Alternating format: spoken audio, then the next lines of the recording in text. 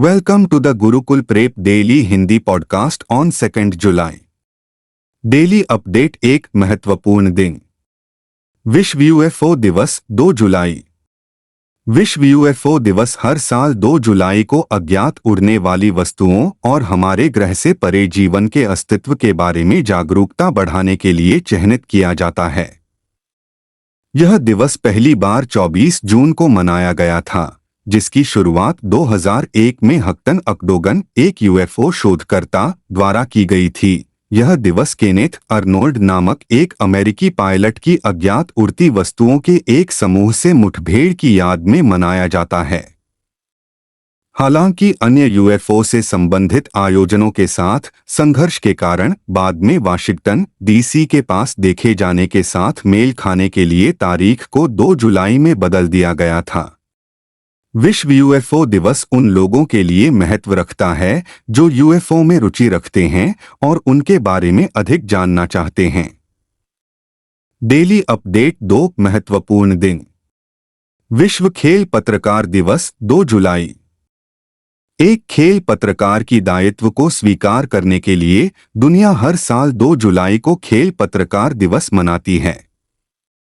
इस दिवस का उद्देश्य उन लोगों का समर्थन करना है जो खेल के विभिन्न रूपों को बढ़ावा देते हैं, आम जनता के बीच संस्कृति का प्रसार करते हैं। यह 1800 के दशक की शुरुआत में था, जब खेल कवरेज के लिए एक समर्पित खंड पहली बार कुलीन वर्ग द्वारा मीडिया व्यवसाय में पेश किया गया था। बाद में मध्यम और निम्न वर्ग के लोगों ने भी कॉलम में रुचि विकसित की, जिससे खेल पत्रकारिता एक अच्छी तरह से मान्यता प्राप्त पेशा बन गया। संगठन की 70वीं वर्षगांठ मनाने के लिए 1994 में अंतर्राष्ट्रीय खेल प्रेस एसोसिएशन (AIPS) द्वारा पहला विश्व खेल पत्रकार दिवस मनाया गया था। Daily update. 3 नियुक्ति। CS सेट्टी को अगले SBI के प्रमुख के रूप में FSIB की मंजूरी मिली।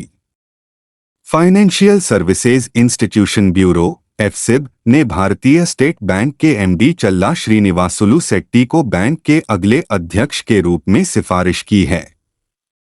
बोर्ड ने मौजूदा दिनेश खारा के उत्तराधिकारी का चयन करने के लिए साक्षात्कार आयोजित किए, जिनका विस्तारित कार्यकाल अगस्त 2024 में समाप्त हो रहा है।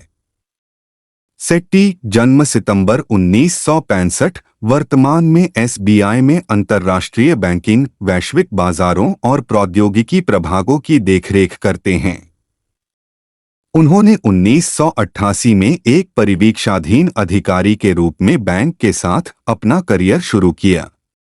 सेट्टी के पास कृषि में BSc की डिग्री है और वह इंडियन इंस्टीट्यूट ऑफ बैंकर्स के सर्टिफाइड एसोसिएट हैं। Daily update. 4 नियुक्ति। रवि अग्रवाल बने CBDT के नए प्रमुख, नितिन गुप्ता की लेंगे जगह। 1988 बैच के IRS अधिकारी रवि अग्रवाल को आयकर विभाग के प्रशासनिक निकाय केंद्रीय प्रत्यक्ष कर बोर्ड CBDT का नया अध्यक्ष नियुक्त किया गया है। वह 1986 बैच के भारतीय राजस्व सेवा अधिकारी नितिन गुप्ता से पदभार ग्रहण करेंगे, जिनका अध्यक्ष के रूप में विस्तारित कार्यकाल 30 जून को समाप्त हो गया। गुप्ता को जून 2022 में CBDT प्रमुख के रूप में नियुक्त किया गया था। वह पहले पिछले साल सितंबर में सेवानिवृत्त होने वाले थे, लेकिन उनका कार्यकाल 9 महीने के लिए जून तक बढ़ा दिया गया था। CBDT के नए प्रमुख फिलहाल बोर्ड में सदस्य प्रशासन के तौर पर काम कर रहे हैं। Daily update. 5 बैंकिंग। RBI ने राज्यों केंद्र शासित प्रदेशों के लिए वित्तीय आवंटन 28% बढ़ाकर 60,118 करोड़ रुपए किया। केंद्र शासित प्रदेशों (UT) के लिए कुल अर्थोपाय अग्रिम WMA की सीमा 47,010 रुपए करोड़ की मौजूदा सीमा के मुकाबले 60,118 रुपए करोड़ तक बढ़ा दी गई है। WMA में ऊर्ध्वमुखी संशोधन, जिसमें हाल के वर्षों के लिए राज्यों के व्यय आंकड़ों को ध्यान में रखा गया है, भारतीय रिजर्व बैंक द्वारा गठित समूह, जिसमें चुनिंदा राज्य वित्त सचिव शामिल हैं, द्वारा की गई सिफारिशों पर आधारित है।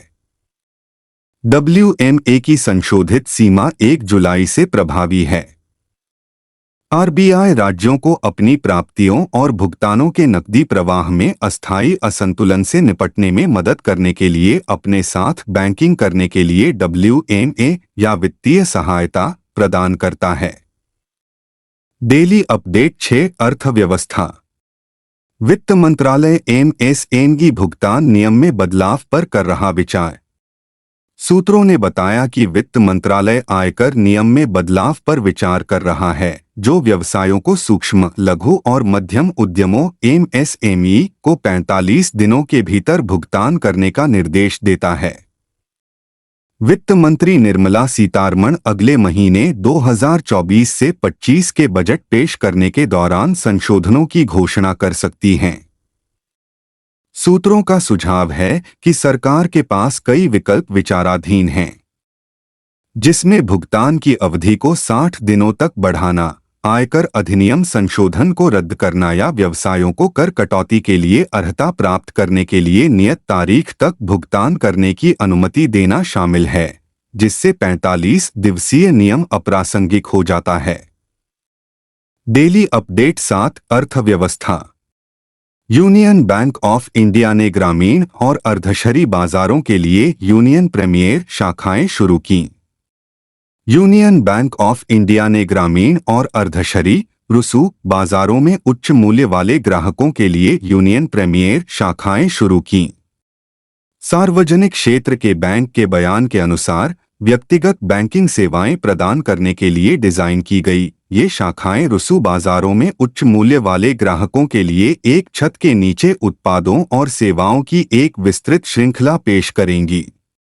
यूनियन बैंक ऑफ इंडिया की प्रबंध निदेशक और CEO ए मणिमेख लाई ने कहा, हम यह सुनिश्चित करने के लिए समर्पित हैं कि हमारे सभी रुसू ग्राहकों को सर्वोत्तम सेवाएं मिलें और बैंकिंग अनुभव का आनंद लें जो विश्व स्तरीय और कुशल दोनों है। डेली अपडेट 8 राष्ट्रीय। MoSPI ने उन्नत डेटा एक्सेस के लिए ई-सांख्यिकी पोर्टल लॉन्च किया। सांख्यिकी और कार्यक्रम कार्यान्वयन मंत्रालय MoSPI ने ई-सांख्यिकी पोर्टल लॉन्च किया है, जो एक ऑनलाइन प्लेटफॉर्म है जो योजनाकारों, नीति निर्माताओं, शोधकर्ताओं और आम जनता को वास्तविक समय डेटा प्रदान करता है। मंत्रालय द्वारा जारी एक प्रेस विज्ञप्ति में कहा गया है कि पोर्टल में 2 मॉड्यूल डेटा कैटलॉग और मैक्रो इंडिकेटर हैं। डेटा कैटलॉग मॉड्यूल मंत्रालय की प्रमुख डेटा परिसंपत्तियों की एक सूची प्रदान करता है, जिससे उपयोगकर्ताओं के लिए उन तक पहुंच आसान हो जाती है। मॉड्यूल उपयोगकर्ताओं को डेटासेट के भीतर खोज करने और रुचि के डेटा डाउनलोड करने की अनुमति देता है। डेली अपडेट 9 शिखर सम्मेलन और सम्मेलन। चीनी राष्ट्रपति शी जिनपिंग अस्ताना में SCO शिखर सम्मेलन में भाग लेंगे। चीनी विदेश मंत्रालय ने घोषणा की है कि चीन के राष्ट्रपति शी जिनपिंग इस सप्ताह कजाखस्तान की राजधानी अस्ताना में शंघाई सहयोग संगठन SCO के 24वें शिखर सम्मेलन में हिस्सा लेंगे। वह ताजिकिस्तान की राजकीय यात्रा भी करेंगे। मंत्रालय ने कहा कि 2 से 6 जुलाई तक राष्ट्रपति शी अस्ताना में SCO के राष्ट्राध्यक्षों की परिषद की 24वीं बैठक में हिस्सा लेंगे। अधिकारियों ने बताया कि शिखर सम्मेलन में अफगानिस्तान की स्थिति, यूक्रेन संघर्ष और SCO के सदस्य देशों के बीच सुरक्षा सहयोग बढ़ने जैसे मुद्दों पर चर्चा होने की उम्मीद है। डेली अपडेट 10 शिखर सम्मेलन और सम्मेलन।